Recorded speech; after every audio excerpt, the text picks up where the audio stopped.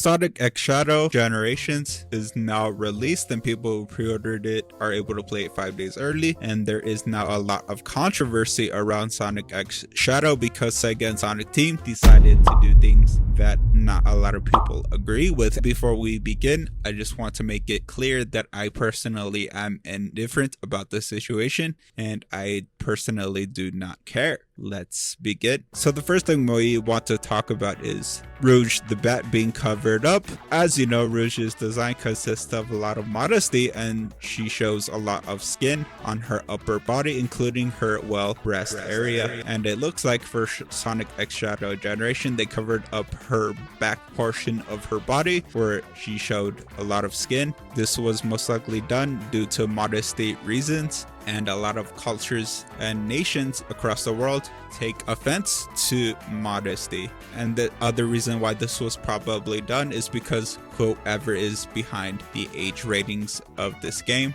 likely forced Sonic Team and Sega to cover this up. And a lot of people are outraged and mad because of this, and the cutscenes are now surfacing around online. Again, me personally, I do not care, because this is not the first time they covered up her design. All throughout Sonic Prime, regardless of whatever outfit she was wearing, they covered up her design as well there. So this definitely is not the first time that they do this. Now, the second thing we want to talk about is the fat shame joke that was in the original version of Sonic Generations that came out in 2010. It appears that they scrapped the fat shame joke that Knuckles makes to classic Sonic, and it looks like they scrapped that out and replaced it with Knuckles making a joke about his glove or something like that. As a matter of fact, we'll play the old one and the new one for you right now. Thanks, Sonic. You did a good job back there. Hey, did you gain weight?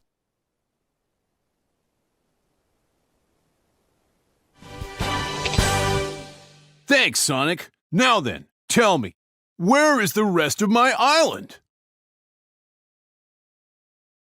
Personally, I did not take offense to the joke. Myself, I'm not overweight or anything like that. However, if I was, I would think that still is funny. I wouldn't take offense to that, and that does make sense. We live in a time where people take offense to absolutely everything and complain about everything, so I can definitely say that 2024 today is a much different time than 2010 was. Now, the next scene we want to talk about is the first cutscene, because mind you, again, this is a remaster of the already existing Sonic Generations, and you're able to play the original story again. However, another aspect they modified in the remastered Sonic X Shadow Generations is in the first cutscene where Sonic has a surprise birthday party and all the characters are together. It appears here they modified where Sonic was using his hand to push Amy away as she was kind of trying to cling onto him, and they switched it over to him holding a cupcake in her direction, which again, I personally don't think it's a big deal. However, it does definitely raise some questions on why would they do that, because to be honest, the original scene wasn't even that bad. It's not like he was trying to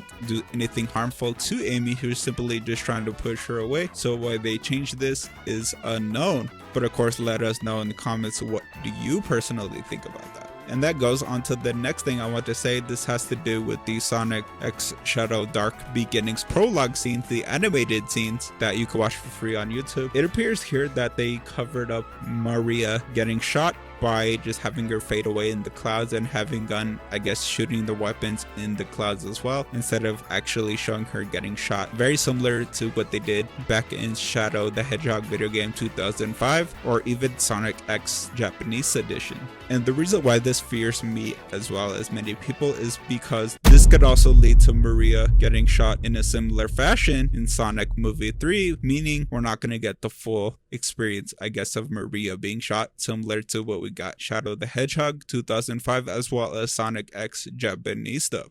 But of course, that is just everything we observed on the new Sonic X Shadow Generations. Again, this is not the first time they censor up things. They did the same exact thing for Sonic Prime as far as Rouge's design. And as far as the jokes and everything, I would say 2024 today is a much different time than 2010 was, which is when the original Sonic Generations was released. And again, personally, I don't think it is a big deal here. It makes that we do not care at all. It's a much different time today, and we just have to accept what it is and basically enjoy it for what it is. But of course, let us know all of your thoughts. What do you personally think on this whole situation down below in the comments? And of course, if you do not like what you get, Sonic is a very versatile franchise, meaning they do a lot of different content. So take the bad Sonic games that we've been getting in the last decade, for example, there's all different types of Sonic content to enjoy. So just because you don't personally like this, there's plenty of other Sonic content to enjoy.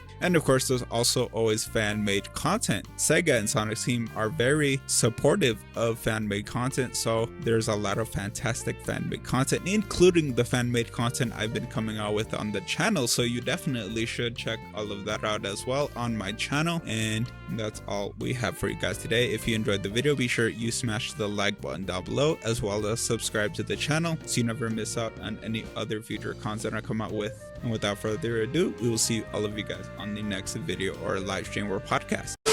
Everyone subscribe now to 𝐼𝐧𝐬𝐥𝐥𝐨𝐰 𝐎𝐮𝐫, and I will put the Master Emerald up for auction. Oh, and also do not forget to leave a like while you're at it.